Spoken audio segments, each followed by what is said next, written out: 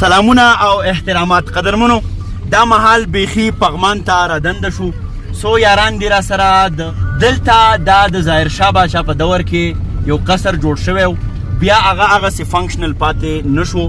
بیا د کرزي په وختو کې یو بل قصر دلته یو محل ته وایي، یو داسې لویه کوټۍ چې وي، بادشاهیان پکې اوسېږي، د دې ځای چې کوم جمهور رئیس یا کوم مشران دي د دې هېواد هغه پکې اوسېږي.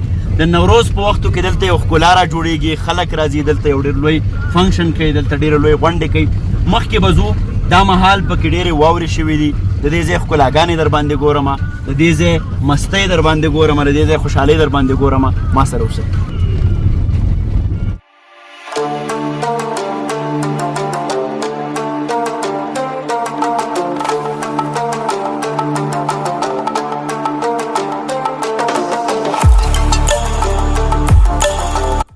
دا مهال بیخي د قصر مخې ته ولاړ یم، یوه ډېره ښکلې آبادي را جوړه شوې ده. دا خبره د یادونې وړ ده چې اوس دا مهال نن سبا دا بیخي د ولس دپاره، د عام وګړي دپاره خلاصه ده.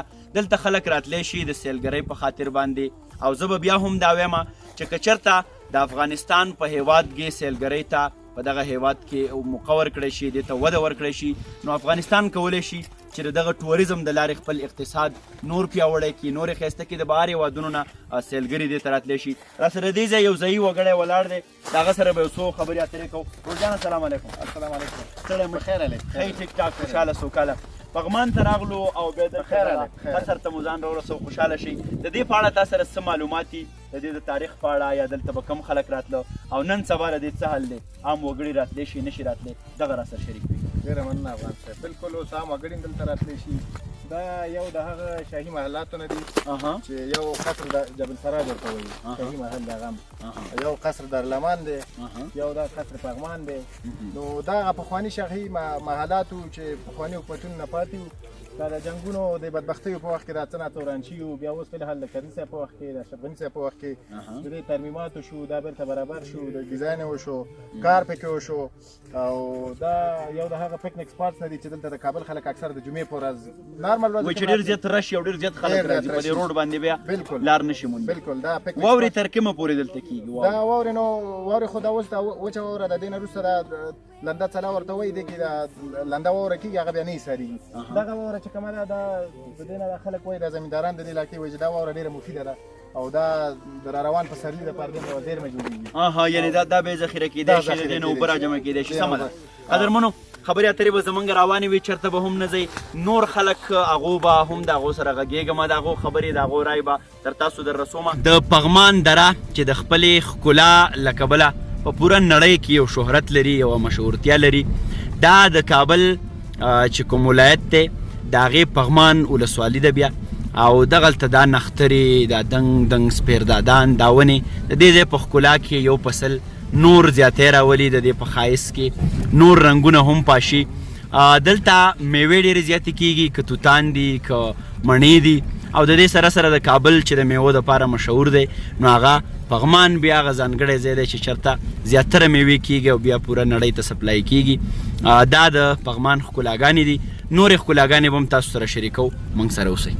په 370 جریبه باندې مشتمل د پغمان دغه لوی قصر چې لاندې ته د کابل ښار پروت دی، او دغسې له پاسه که موږ وګورو، دا د پغمان دره ده. دلته فامیل هم راتلی شي، دلته خلک هم راتلی شي د سیلګرۍ دپاره. د دې ځای یو ځوان فکر را سره ولاړ دی، هغه به پښتو. مشره سلام علیکم. څنګه یې تاسو؟ ښه یې، ټیک ټاک، خوشحاله سوکاله. دا راته ووایئ چې په دې واورو کې دا سیلانیان راځي دلته د سیل دپاره، او هغو ته کومه ستونزه، کوم مشکل خو نه وي که نه؟ نه هغوی ته مشکل نه وي، او خصوصا زیاتره وخت واوره کې خلک دا کله چې واوره نه وي راوري، په هغې وخت کې دلته سیلانیان زیات دي. لکه پرون جمعې ورځ وه، هم داسې لږ زره دغه و، پرون هم سیلانیان زیات وه، او نن خو رسمي ورځ وه چې څوک دوره نه ښکاري. دلته داسې څه مېلمستون یا د خوراک څښاک څه ځای داسې شته دی چې سیلانیان راځي او د هغې نه هم بیا خوند اخلي؟ نه، تر اوسه پورې م هغه جوړ کړي نه دي، خو آینده کال ته، د راتلونکي کال ته په تصمیم کې شته.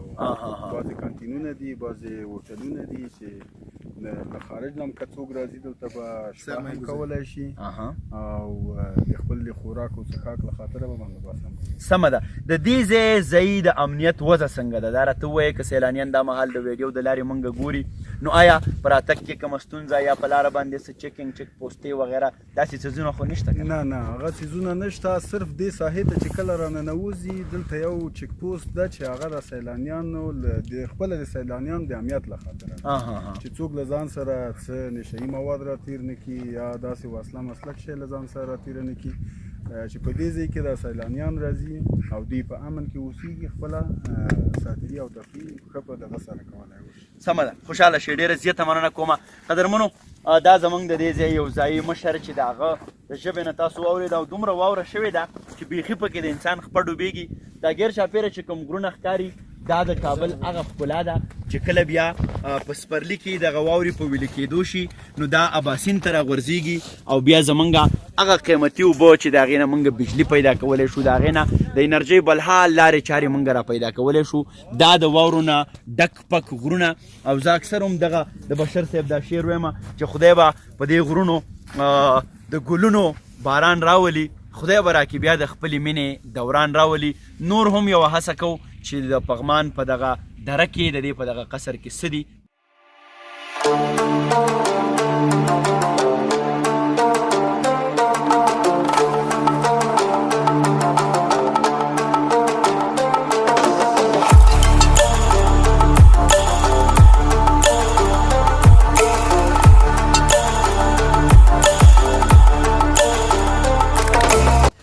اوړی د پاس کابل کې تیر کو په جمع راغلی سلامت غواړي خالونه قدرمنو هغه کابل چې هر څوک راغلی دی هر چا په دې باندې یو یرغل کړی دی خپل وسې پې کړی دی دغه لوټې لوټې کابل دغه کابل چې د هغې د هر بوټې نه د هرې لوټې نه د بارودو بوی راځي زما باغچې باغچې وطنه زما باغچې باغچې وطنه ستا له باغچو نه د بارودو بوی راځي نه په دغه هیلې سره چې د دې هېواد دپاره کار په کار دی د دې جنګونو نه د تېر عمر حساب اخلمه ما سره کور کې یو ټوپک دی پیرباب اخلمه څومره چې افغانان وروڼه خویندې دي باید د دې هېواد د ګټې دپاره د دې د سولې دپاره د دې د پرمختګ دپاره کار وکړي هم د دغې هیلې سره د پغمان د قصر نه افسر افغان ته اجازت ورکوي ښاد آباد او بریالي اوسئ